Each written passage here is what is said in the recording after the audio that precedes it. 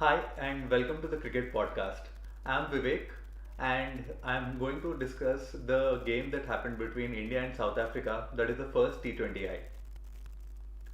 We'll talk about the key moments that happened in the game, that is in the first innings and the second innings as well. Just to give you a quick summary of the game, so South Africa batted first and they ended up scoring 110 in their 20 overs, and India chased that. South Africa scored 108 for the loss of 6 wickets in the 20 overs, and India chased that target down in 16.4 overs. It was quite a odd T20 game. We generally don't see such games in T20s where the pitch was bowling friendly, the pitch was and the conditions were good for swinging the ball. So it was quite an odd game, you must say. The next thing that I want to talk about is South Africa's batting innings, obviously. The pitch, like I said, it was seeming a bit, the conditions were favoring the swing bowlers, and I think our Indian bowlers, both Deepak Chahar and Arshdeep Singh, did a wonderful job, to be honest. They used their skills of swinging the ball, and I think their control, the way they have that kind of control to swing the ball both outswing and in swing as well. So to have that ability in our team where bowlers have uh, the skill to bowl that outswing and the in swing that well, I think it's quite profitable to the team. I think I also want to talk about the South Africa's batting innings as well.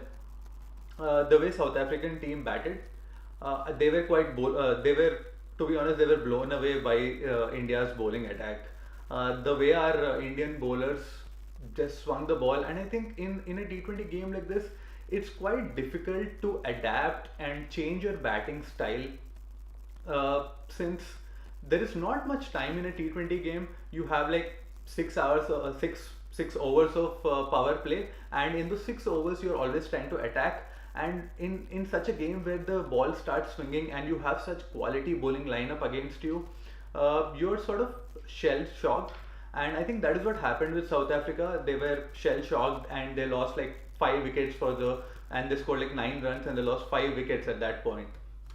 So when you lose 5 wickets in a game, in a T20 game that early, you're almost done with the game, in the sense that even if you bat well after that, the maximum amount of runs that you will be able to score is around like 120 to 140.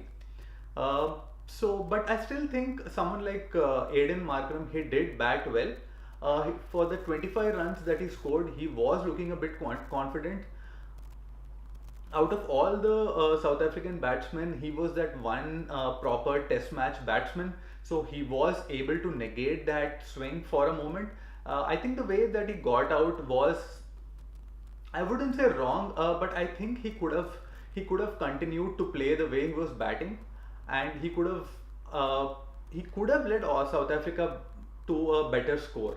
He got out at the wrong moment and to a okayish ball. He just played across the line, so I felt that was not quite needed at that particular moment. Uh, but I think that's how the game went. The next thing that I want to talk about is the partnership between Keshav Maharaj and Wayne Parnell. I think they did a good job in trying to consolidate whatever happened at the top. They were not quite able to rotate the strike that freely, and I think we have to give it to our Indian bowlers here, since Wayne Parnell and Keshav Maharaja were facing bowlers like Ravichandra Ashwin and Akshar Patel, and our Indian bowlers, once our Indian bowlers are on top, I think players like, or rather spin bowlers like Ashwin and Akshar, do a really good job of tightening that screws. And the problem with the problem you face when you are in a situation like South Africa was that you're already 5 to 6 wickets down, and your number 8 and number 10 or number 7 or 8 are batting at that particular moment. And when you face such quality of spin bowling, you can't really attack, you can't really defend, and you could see that Wayne Parnell sort of got stuck. He was not able to free himself. He was unable to rotate the strike as well, and at that particular moment, you sort of understand the quality of our spin bowling. That players like number 7, number 8, they are not even able to rotate the strike. And when you face such quality bowling, I think it's really difficult to start hitting runs.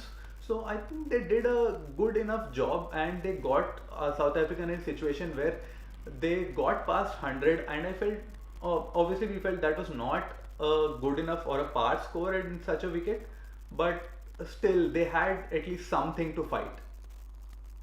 Now let's, and to be honest, I wanted to talk more about South Africa's innings, but the way the innings played, it's really difficult to nitpick something because they were quite blown away by our opening bowlers, by our swing bowlers, Deepak Chahar and Arshdeep Singh as well.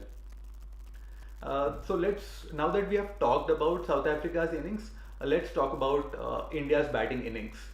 I think South African bowlers did start well. They were bowling those line and lengths that were troubling our Indian batsmen. But I think there is one major difference between the way South African bowlers bowled and the way Indian bowlers like Deepak Chahar and Arshdeep Singh bowled. The major difference is that South African bowlers generally tend to be those hit the deck bowlers, whereas when you see those typical swing bowlers like Deepak Chahar and Arshdeep Singh, they are those bowlers who bowl along the wicket. They give that ball a little more air, you would say, than someone like Kagiso Rabada and Wayne Parnell. And you could clearly see that when you have that kind of ability to swing the ball rather than hit the deck, in such conditions, the conditions that were there today were really helping that swing bowling. Not that it didn't help people like Kagiso Rabada or Wayne Parnell, it did help them, but they were more kind of hit the deck bowlers, and because of that, you could somewhere see people like KL Rahul and Rohit Sharma, even though they were uncomfortable, but especially KL Rahul could just bat it out. The swing was not troubling him so much that he was, he was hurried, or that led him to play a wrong shot or something like that. KL Rahul pretty much understood that the game was all about the starting 6 overs. India ideally would have liked to just lose like 1 wicket, but they lost 2 wickets.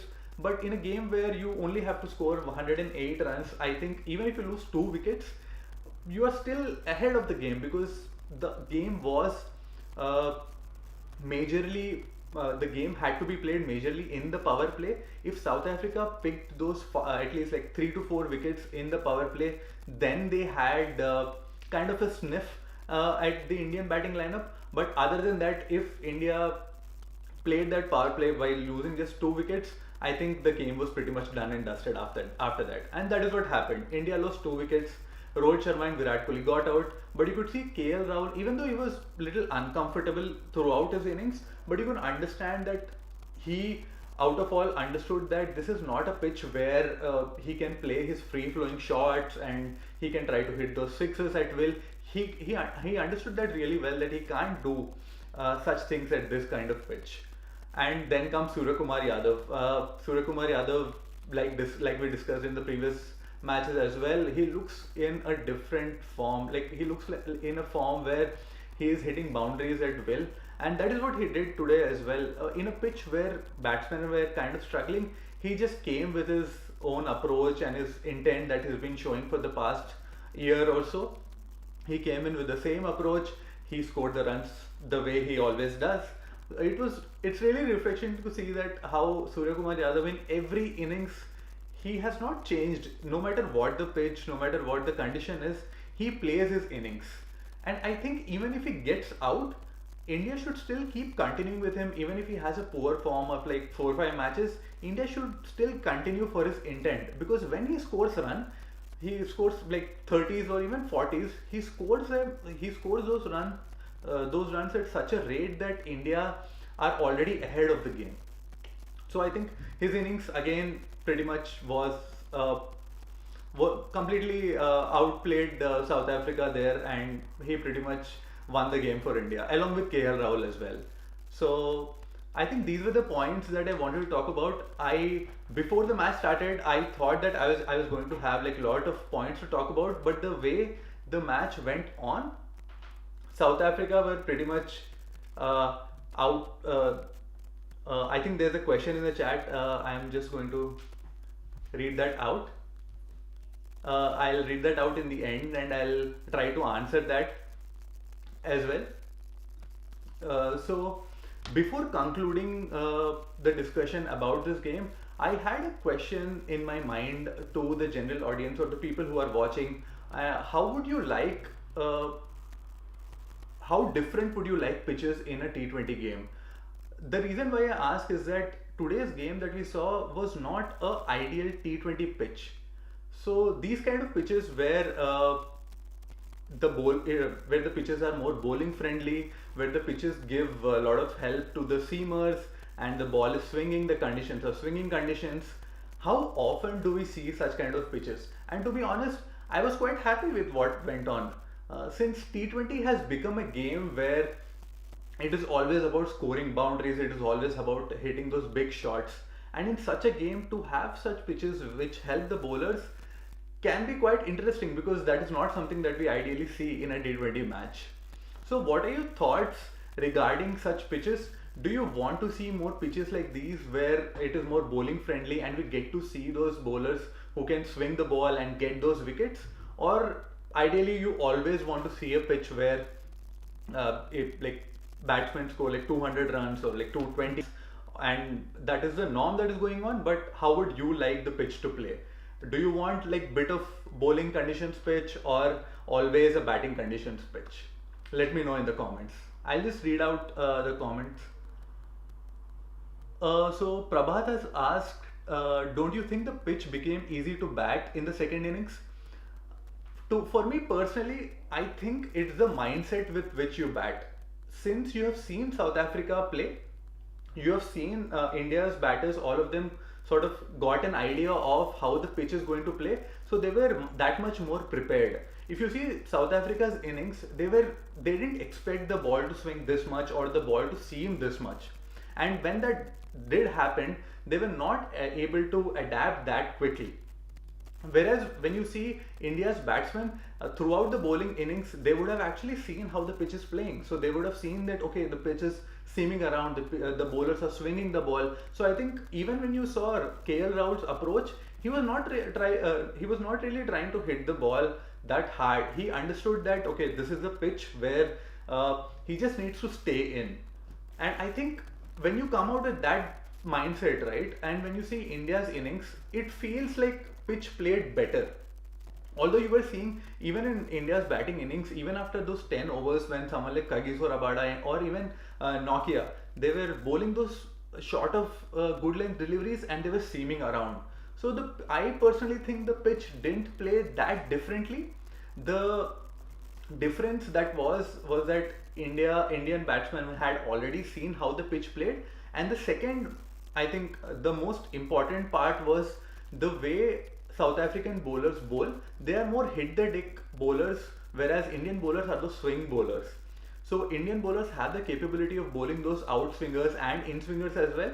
Whereas if you see someone like even Kagiso Rabada, he was bowling brilliantly and he was using that zip of the wicket, but you could still see someone like KL Rahul who was just keeping his bat close to himself and not trying to hit him for a cover drive or things like that. So when you have hit the deck bowlers, I personally feel what you can do is you can just protect the wicket and play, and that did. And of course you will get some balls that they might get out to, like Rohit Sharma did. But still, if you have those seam bowlers, the advantage is that they are going to bowl those full deliveries.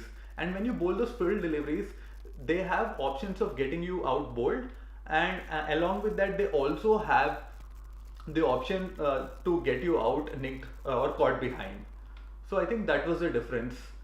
Thank you for asking your question, Prabhat, and thank you everyone who joined this podcast. I'll be looking forward to any comments or opinions about the game that you had. You can always drop in the comments or ask any questions like Prabhat did. So thank you for joining, and I'll see you in the next one.